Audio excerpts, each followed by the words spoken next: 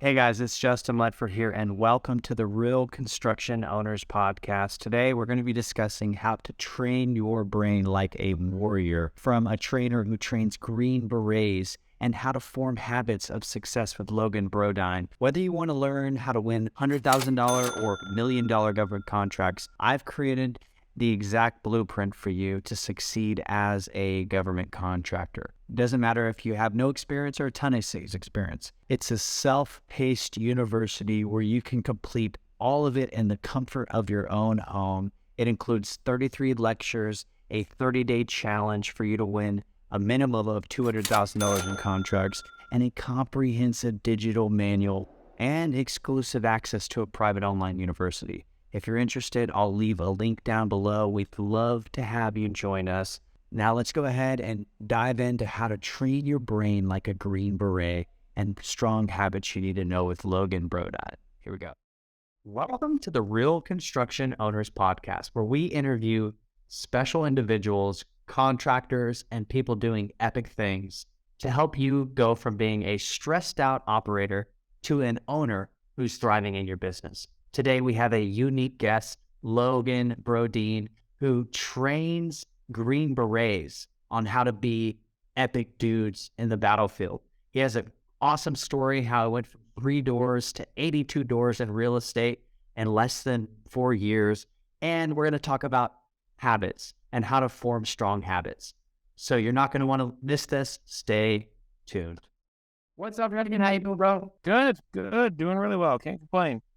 Man, dude, you have such an interesting story. In our quick conversation, you dropped like within 5 minutes, 82 doors in less than 4 years, the benefits of having strong habits, your ability to be laser focused, and how you train Green Berets to be total badasses. Before we go into all that, what's your story? Like, tell us, who you are, how you got to where you are now. Walk us down the memory lane. I think the best way to do the Reader's Digest version is played college football-ish, right? I made it 2 years in, and then I had my 3rd and 4th shoulder surgery. And since then, I was working in the weight room underneath our head strength coach.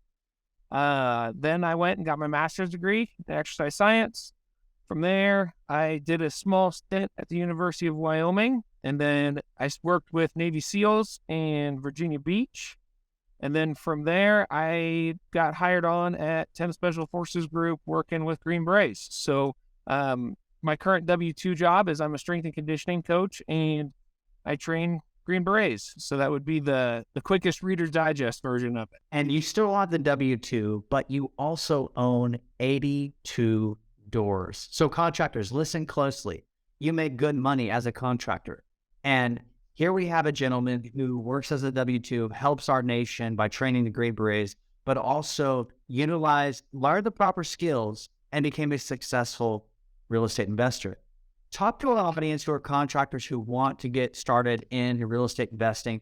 What was your journey? How did you do it? Like, give us the cliff notes. Well, I think the real estate journey actually kind of starts back to kind of my high school days. So when I was in high school, I got my first job working for a plumber. And that plumber was nice enough that when I was in college and I just needed to make side money while I'm doing athletics, and even when I was working in the weight room, I could call him up and say, hey, I got 3 hours of break. Can I come work? And he, construction. So I was like, yeah, come on. And he'd give me the address. I'd show up.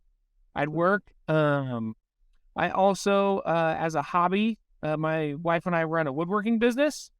And so I got a little bit of skills there. And my sister-in-law, Bree Berger, she started real estate investing. I can't remember the exact year. It's kind of all spun up. And she asked me if I was interested in partnering with her on a deal.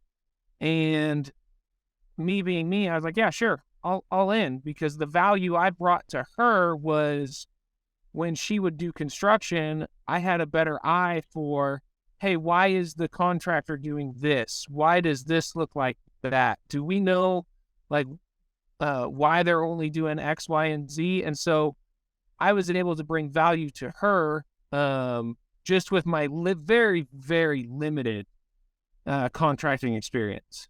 or that plumbing experience, not contracting, plumbing experience. Nice. So then she brought you a deal and you got one deal in the bag. And then from there, in less than 4 years, you now have 82 doors. Sprinkle some insights on us. Like, tell us that story. How did you do this, man?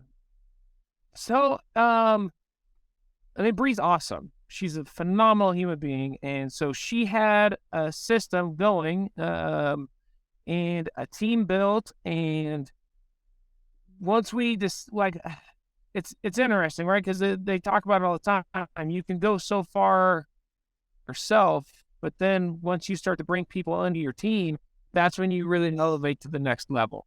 So when she brought me in, and then I started doing a lot of the back end operations, and I started trying to do, because we use Stessa a lot to manage and run our numbers. And that's actually too, like on a contracting thing, like we need the contractors to always break things down to the minutia on, like, what is the work being performed to the exact detail, because for us on an accounting end, like we need to know what we can depreciate, what we can't. And then, so I was managing a lot of that. And then my wife, she wasn't really that interested at first. And then, and we were still growing right that first year. And it was, almost to the end of the year on that first year where she caught the real estate bug. And then, my wife and I are very motivated individuals, right? We've got 2 kids under the age of 7. We run a woodworking business, we run a real estate business, and we both have full-time W-2 jobs. So once she got involved, that's when Bree and her and I, and we just seemed to skyrocket at that point. Nice. You lit on fire. And that's the thing. You can only go so far as an individual. But when you align yourself with the right people and you team up, you can knock down so much more and achieve so much more.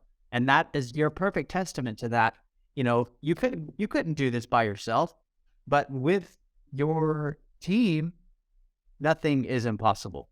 So, well, I'd like to know some more details. 82 doors. Are these like single family? Are these apartments? Are these, what are? No, we've got everything from single families to duplexes to multifamily units. And then we've even started to go from Pennsylvania. Now we've got some properties in Nebraska as well. And we got our first short-term rental in Colorado as a team. So you're in Colorado. You're in Colorado. Yeah. Yes. I live in Colorado. So you had to overcome some limiting beliefs of, oh God, this is beyond a state line. How do you find these deals? How do you fund these deals? Like, talk to our audience about that. I don't know if it's an ignorance is bliss kind of thing, but I never really had too big of an issue with the crossing state lines. And I think that's because we got brought into long distance real estate investing. And then some of my friends who do investing locally, they would get stressed out walking the properties. They would get stressed out constantly seeing it. And I think the long distance real estate investing, being away from it, actually eliminated a lot of stress. I agree. I have property at beaches 5 hours away. I've got property in Costa Rica, all over there. I've got property in Austin and Houston. And I prefer long distance because it's less stressful. You can't see it. If something happens, the tenant will tell you, or your realtor, and you just send the right people out and get it done. Now, curious, are these short-term? Are they long-term? What are they? They're all long-term. The only short-term we have is in Colorado. Okay. So these are people paying like a fixed price every month and a 12-year term or something. Yeah. Yeah. They're typical year-long lease. And then month after that. So you obviously have formed the right habits to become a successful real estate investor with the help of your amazing team, your wife and your sister-in-law. Curious about You mentioned a book, Atomic Habits. What were your top takeaways from that book? I think the main takeaway is removing barriers, right? So, for instance, like I do the cold showers every morning, and I've talked to people, and they're like, "Oh, well, I prefer the throwing the ice in the bathtub," and I'm like, "Well, if I have to wake up, fill the bathtub, put ice in it, I'm like, that's you've already counted 2 barriers to entry to actually getting in that water versus I wake up, turn the shower on, head first into it, right? So it's like I think the more you can eliminate barriers, the better it is. Because even if your goal is to work out, I mean, the first barrier you have is showing up. So it's like if you can just show up, everything else is easier. Very true. Very true. Because I think people put too much fear in their head of they create this scenario which is much worse than what the thing they're going to do actually is. So like if you're worried about confrontation or if you're worried about a conversation with somebody, you've already predisposed yourself in your head to how bad the conversation is going to be or how mad the person's going to get or like how all the negatives versus like what that conversation could actually be and how positive it could be, especially when you're in a confrontation over like costs, let's say. Yeah, absolutely. So you're talking about removing the barriers as one of the lessons you learned from Atomic Habits. And what's another lesson you learned from Atomic Habits? Just how important habits are, right? Like how important it is to, I mean, when you look at just the learning pyramid itself, right? You have unconscious incompetence, which I don't think this is even in the book, but it might be. But you have unconscious incompetence, so you don't know what you don't know. And then you have conscious incompetence, so you know you don't know, right? I think for habits, it's helping you break through barriers of learning on top of just being more successful, and things eventually become unconscious competence where you don't even have to think about it. You just naturally do things right. Yeah. Habits are crucial. Habits are what define us as individuals. The quality of habits that we instill in our daily life determine the quality and abundance we have in our life. If we have, hard, disciplined habits, we're going to become stronger, wiser, wealthier. If we don't, we're going to become couch potatoes. So that's awesome that you shared that. Now, let's change it up a little bit. You train Green Berets. What does it take to be a Green Beret? I hear they're like the baddest mother truckers on the planet. I'm very fortunate. I mean, I've never served in the military. I'm very, very fortunate to work with the people I work with. I think being around people who keep themselves in a peak physical condition throughout their entire lives not only helps you maintain your own habits, even as a coach, but that's also what inspired me to join GoBundance because now I'm actually being around the same type of people, but in the business sense. And so while I'm at my W-2 job, I get to be around people who physically are at the next level. And then being a part of a mindset group, which I believe that's the secret weapon to business success, is you are now being around people who are elite in business. Yeah. So you're getting the best of both worlds. You get to be around dudes like myself and GoBundance and, the elite in business. And then you get to be around the elite in physical strength with the Green Beret. So that's really cool. What type of workouts, what type of training, what kind of discipline are you doing, teaching these guys to make them so hardcore? Well, I mean, they're naturally that way, right? I mean, that's why they go through selection. Selection does that. They're naturally going to be hardcore when they walk in the door. It's a lot of conversations, right? Sit down, and you go through a needs analysis. What do you need? Like, what's coming up, and how can we make you're already elite. So how do we make somebody who's elite better? And that comes through a lot of conversations on what they need to work on and what they want to work on. there's also a lot of assessments and just seeing where the person is at, especially with injuries, right? You guys get banged up in this line of work. So how many injuries do they have? What injuries are we working around? How can we work around those injuries so that they still can go out and do their job? I love that. I'm trying to become tougher myself. And I had a buddy, he's hardcore, he runs the 100-mile races and he does just wild things. And every time we get together, he's like, stay hard. I think he learned that from like David Goggins or something. I don't know.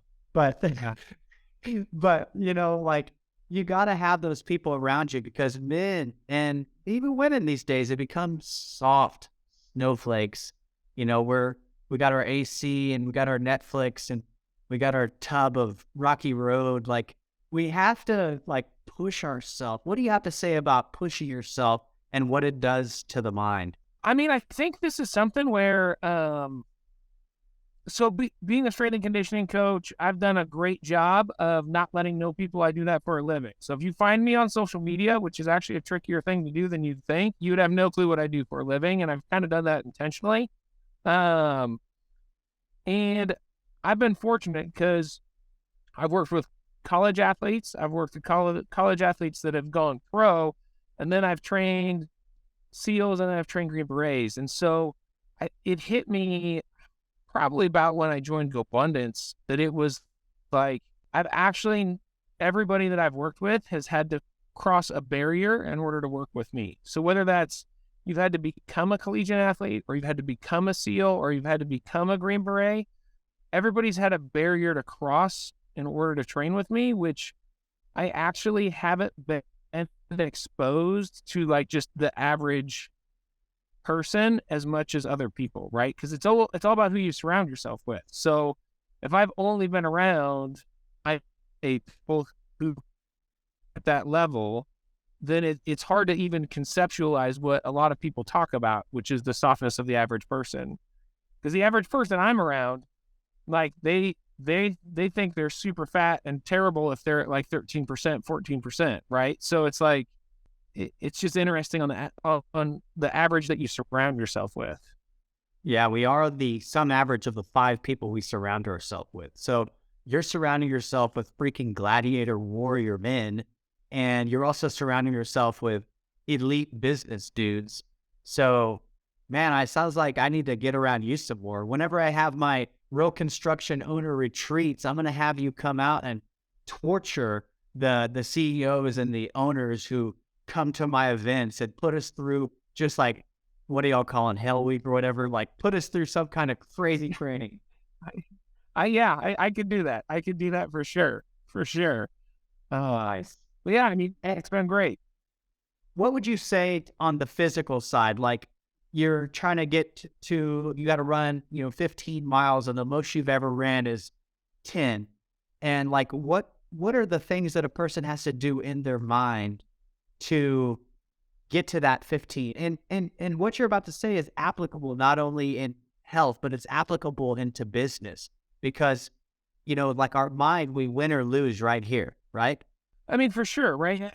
There's a lot of breaking mental barriers. So there's a lot, really the main thing I do as a strength and conditioning coach is I help increase people's confidence. Because whether it's squatting a lot of weight, running a far distance, most of it is in people's head that they can't do it. Most of it's in their head. And if they've said the word can't, they already won't. Because if you said the word can't, you've already made up your mind that you're not going to do it. So it's how can you take people and push them to levels that they don't want to go to? Because if they wanted to go there, they'd be there. So how can I take someone and show them the door, right? I need to show them the door and it's up to them to walk through it. Yes. I was once running 10 miles with my buddy in Colorado. It was freezing cold. This guy's super intense, kind of like you. And the most time I ever ran was 3 miles. And he said, and I was like, dude, it was like 12 o'clock or 1 o'clock midnight. He's like, no, we're going 10 miles. And when it hit 3 miles, I was like, I'm ready to go home. He said, I'm going to teach you 4 lessons right now. 4 lessons that Navy SEALs follow. And he said, you have to commit. Number 1 lesson, you have to commit to the goal. Number 2, don't name the pain. If you're hurting, don't name it. Number 3, focus on what you're grateful for. And always be thinking about what you're grateful for. Oh, the moon is so pretty. The breeze on my back feels amazing. I'm so happy I have 2 eyes. Just focus on what you're grateful for. And number 4, always have the next goal in mind. Okay, I got to the hill. All right, now I need to get to the stop sign. Okay, I got to the stop sign. Now I need to get to that left turn. And I just did that, and I got to 10 miles. And I'm sure that's applicable to some of the stuff you teach to your warriors. Would you say? Oh, for sure. I mean, it's always like it's a mental barrier, right? So if you're doing something physically active, right? It's like you said, you used landmarks, or you can use time, right? So, hey, just go 1 more minute. Anybody can do anything for a minute, right? Just go 1 more minute. And then when that minute hits, just go 1 more minute, right? So you can do it with landmarks, you can do it with time, but it's mostly, whether it's landmarks or time, it's a mental barrier, right? So when you get that feeling of, I want to quit, that's a mental barrier. So then go to the next mental barrier. The next feeling of, I want to be done. Awesome. You just broke 2 mental barriers because you didn't quit. So that's, in a nutshell, that's what you're doing. And it's applicable to business. It's applicable to performance. I think it's applicable to a lot of things in life where it's just like, I want to be done with X. It's like, nah, just go a little bit more. Love that. Man, Logan Brodine, tough as nails, 82 doors in less than 4 years, trades Green Berets, total BA. Dude, thanks for being on the Real Construction Owners podcast today. Appreciate you. Hey, anytime. Thank you. Drop me a comment below and let me know how that was. And remember to hit that subscribe button if you're interested in growing your construction business faster and learning how to double your construction company using larger contracts, specifically government contracts. I'll have that link down below. See you soon.